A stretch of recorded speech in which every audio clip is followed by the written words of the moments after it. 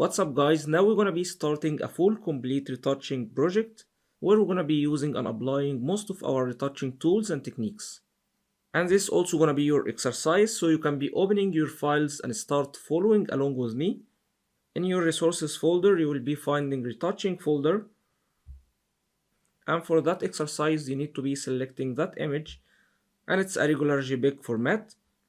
And also we'll need that guy's image in here, and it's a raw file format for Nikon cameras, as you can see NEF, while Canon's raw format file will be probably CR2 or CRW. And there is also Adobe's raw format file, which is DMG, and Adobe Photoshop and Bridge can be opening all these formats. And what's unique about these raw format files, that they include great amount of details when they are compared to JPEG files. However, they are also larger in file size. So now let's edit that one in Adobe Photoshop. Right clicking our image, open with, we're gonna be selecting Adobe Photoshop. Now we are getting Camera Raw opened for us within Adobe Photoshop, and it's exactly like Camera Raw filter. However, these raw format files are actually called raw files because they are not yet processed, and we need to be processing them within Camera Raw first, then we can be retouching our image. And instantly guys, you can see that this one is already underexposed image, as we have too many dark areas within our image and not so many details. And we have some details for our image, so we have low ISO, and we have lens type, shutter speed, and also aperture settings. And we can see camera type as well in here, Nikon D80. And we can see clearly that we have missing data for whites and also highlights, and we don't have best exposure as well, so we can be dragging that one all the way to here to have higher highlights, and we can be dragging also exposure as well. And you can see that we are getting different values for exposure slider, as it's increasing as well on the slider, maybe all the way to here.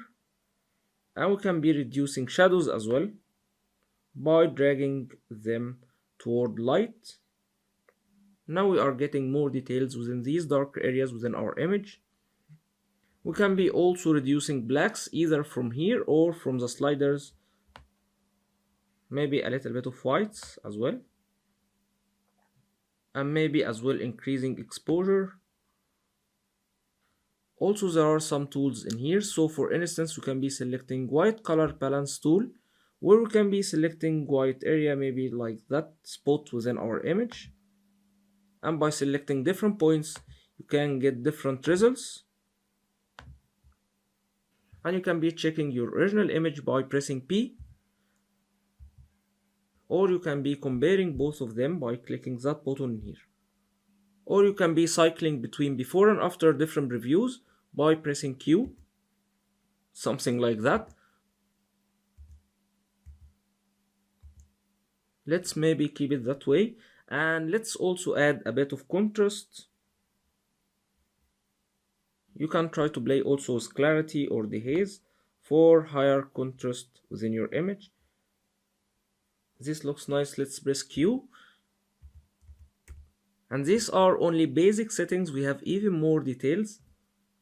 So we have tone curve, where we can be customizing lights within image, or even highlights if you would like to reduce them a bit. Maybe we had some of them in here.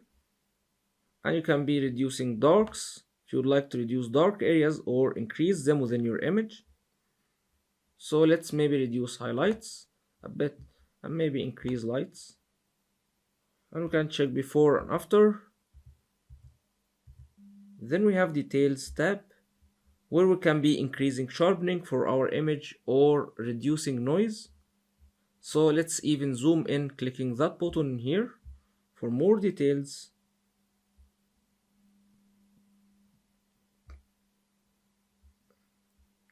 Maybe we need to add a little bit of sharpening.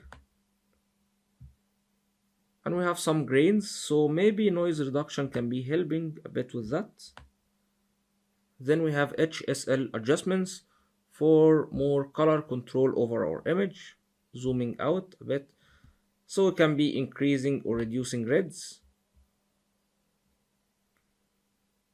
So maybe a little bit of red can be enhancing our image, giving us even more healthier look, and even we can be controlling saturation or luminance from these tabs in here. Then more settings for colors and lens correction. Then we have effects, which is really cool. We can be adding grain to our image. Maybe if you're going for that effect within your image, so it's gonna be grainy like that. And you can go all the way to extreme results, or maybe just a little bit if you would like to add some grains within your image. However, this one is already including grains, so I'm gonna keep it at 0. Then you can be adding a vignette to your image by sliding that one all the way toward black for a dark vignette like that. Of course, that's too extreme. Maybe a subtle one like that if you would like to add vignette to your image, or if you like that effect. Or you can add white vignette to your image as well. If you go for a positive value, you will be getting a white vignette. So let's maybe go for a black vignette, and you will have more controls for controlling midpoint of your vignette or shape of your vignette. Or if you would like to feather that one or get it sharp. However, maybe at that point I'm not going to be applying vignettes, so let's set that one to 0. Then we have calibration settings. If you would like to add tint to your image all the way to that direction for shadows, or even greens. If you feel colors are not calibrated, you can be customizing them as well from here. So you can be selecting red primary or green or blue. So let me set that one to 0, and we can be controlling red values all the way to here. Then we have presets, which are also amazing. You have color presets in here. You can be hovering over any of them to see how it's gonna look like if you apply that one. And what's even cooler are those creative presets in here, so you can be hovering over desaturated contrast and it looks instantly amazing, or cool light. They are also quite similar to applying Instagram filter.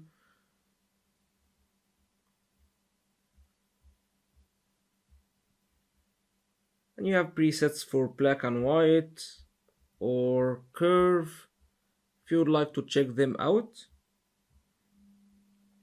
and grains and sharpening as well. So instead of customizing those sliders in a manual way, they are also giving us amazing presets to start from, especially if you feel it's quite complicated to mess with all these sliders. So you can go quickly and grab any of these presets and apply it instantly on your image. And same as well for vignetting, we have presets for them. Now we can be checking our image before and after clicking that button or pressing P. Now let's say we are happy with that result and we need to start retouching our image. We will need to be selecting open image, and as we hover over that button we have even more options. So if we click right away, it will open as a normal image. If we press option or alt and click, it will be opening without updating metadata. And if we press shift and click, it will be opening our image as a smart object. And if we click save image, we will be converting and saving our image in different formats if we would like. And if we click done, we will be saving that without opening that image. So now opening our image as a smart object, pressing shift, then clicking open object. Now we have finished editing our image, which is including maybe exposure, contrast, and all these settings. And you can do the same as well for JPEG files by applying maybe adjustment layers or applying camera raw filter on your image by going to filter and selecting camera raw filter. If you are working on a JPEG file or any other format, it doesn't have to be a raw format, as you know. And now moving to step 2, retouching our image. However, before we start retouching that image, we need to be saving a copy from that one. So we have our editing stage saved. So going to file, save as. So let's save that one as BSD as it is. Then later we can be exporting or saving as JPEG when we reach our final retouched image. So now I'm gonna be pressing save, then pressing OK. So guys, now get ready for the fun part, retouching part.